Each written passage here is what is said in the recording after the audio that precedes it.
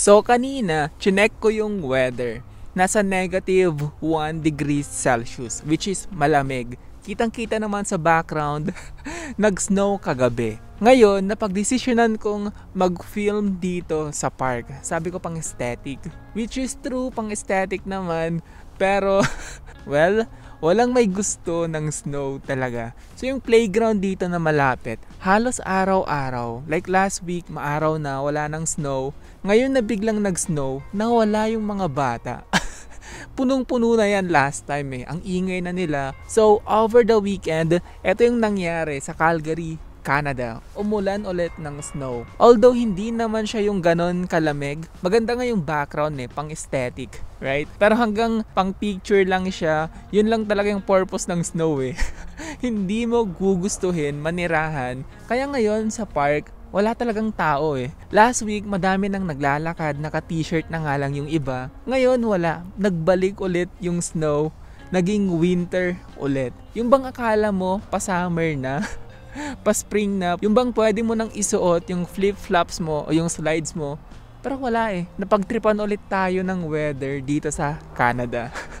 So, ayan, may snow. Actually, sobrang kapal ng naging snow dito sa downtown. And, well, papakita ko sa inyo. Let's go.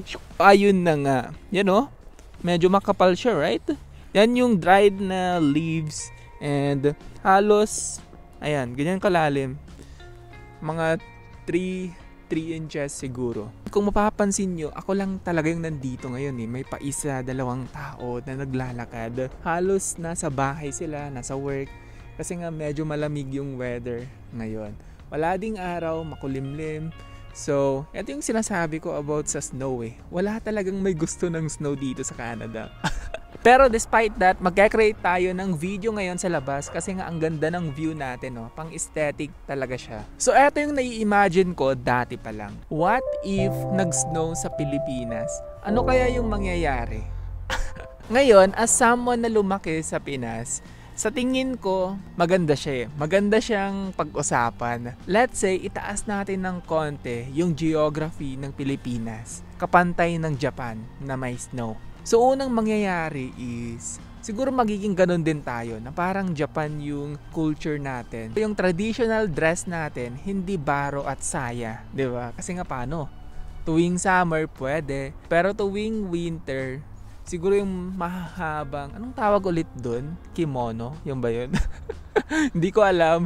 Hindi ako familiar sa Japanese culture, but magiging ganun din yung kultura natin. Na parang Japanese, parang Koreans, parang Chinese. Na ibang-iba sa kultura ng Pinas. Ngayon, ano kaya magiging reaksyon ng mga tao kapag umulan ng snow sa Pinas? Nagising ka ng madaling araw, mga alas 4. Ang lamig ng kwarto mo, para bang nasa freezer. Ngayon, sumilip ka sa bintana. May mga niebe, may mga snow. So, nagulat kang ganyan. Akala mo panaginip lang, may snow nga. Umulan ng snow sa Pinas. Excited kang bumangon kasi nga ito yung first time mong makakita ng snow.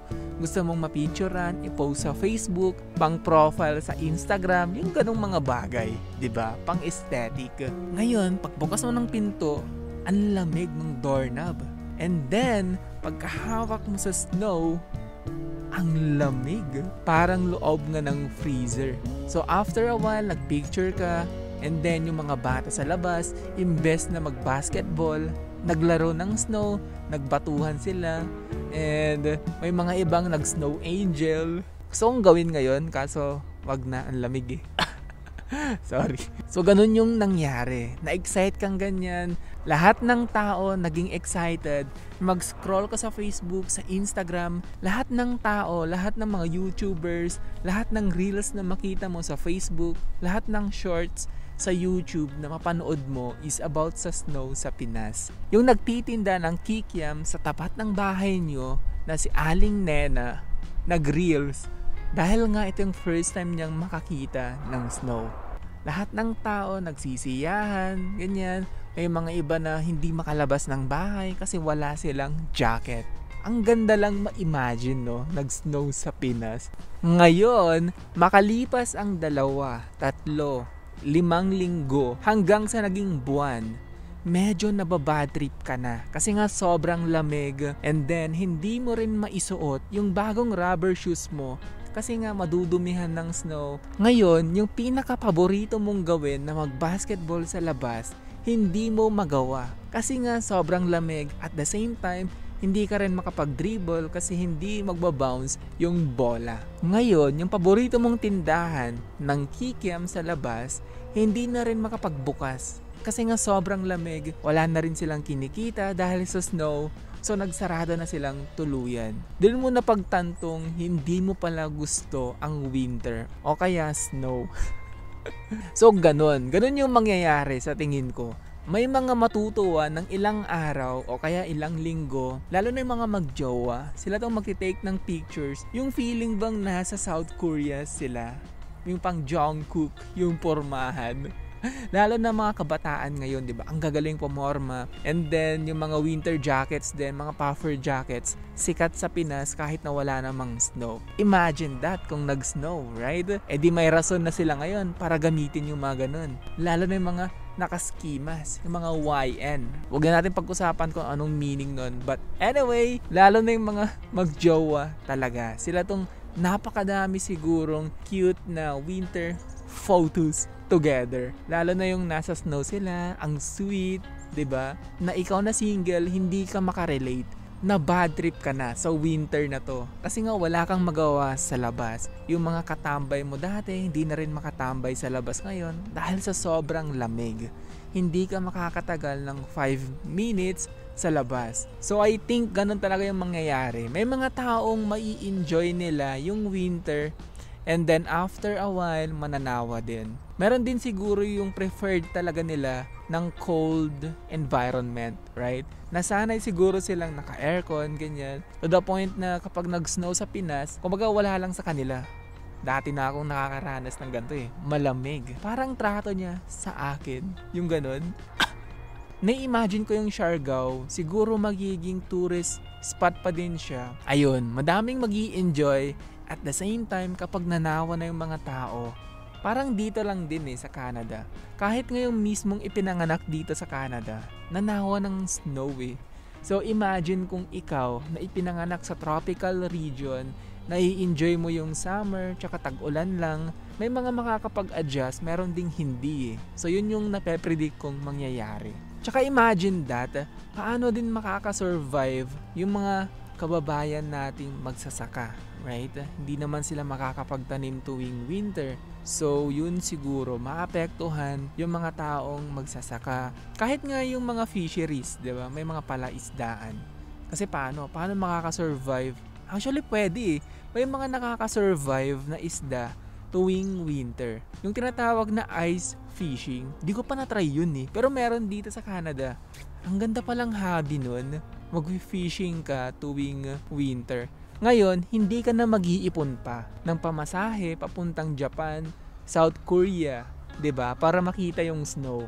Sa tingin ko, kung may kakadal ka, doon lang naman maganda Doon lang naman maganda yung cold na weather. Ano ba yung mga magandang gawin tuwing winter, tuwing may snow? Actually, magstay lang sa bahay. Yun lang talaga.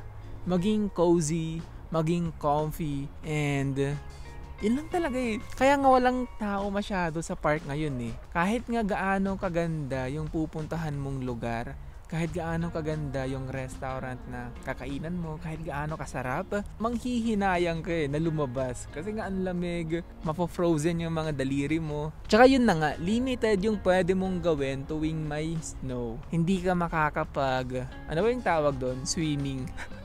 Hindi ka makakapag-swimming sa mga ilog, sa mga lake, kasi nga frozen.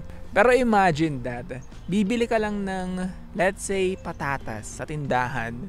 Kailangan mo pang mag-winter boots, kailangan mo pang mag-winter jacket, kailangan mo pang mag-bonnet, kailangan mo pang mag-scarf, 'di ba? Ang dami talagang kailangang gawin para makasurvive ng winter.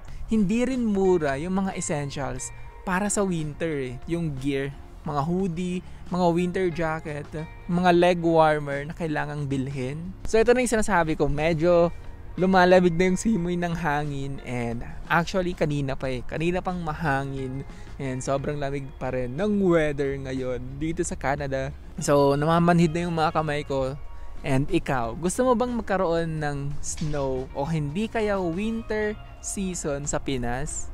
Siguro maganda siya for, let's say 1 week. 1 week lang na may snow sa Pinas, and then after that, wala na. Balik na sa normal. Kasi nga madaming maapektuhan sa tingin ko Tulad ng mga magsasaka, yung mga asong kalye din walang pupuntahan, 'di ba? So sa akin, maganda siya for aesthetic purposes. Maganda yung snow. At the same time, hindi rin siya ganun kadali Napaka-challenging. Napapansin ko is halos lahat ng may kayang umalis dito sa Canada tuwing winter, aalis talaga sila.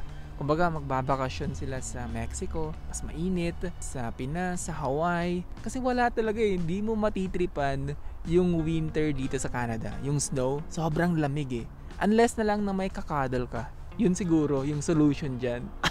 So hanggang dito na magtatapos ang ating walang kwentang usapan. Ang lamig na talaga, hindi na ako makapag-focus, and gusto ko na lang mag-chill sa mainit na lugar. Hanggang next time, may maingay na Canadian goose. Ano ba yan? Nag-outro ako Wala akong maisip na outro tapos ang ingay nila. Ano ba naman yan? Anyway, hanggang sa ating next na walang kwentang usapan, andito pa rin tayo sa Calgary, Canada, na kung saan kakasnow lang and ang lamig talaga. So, see you next time.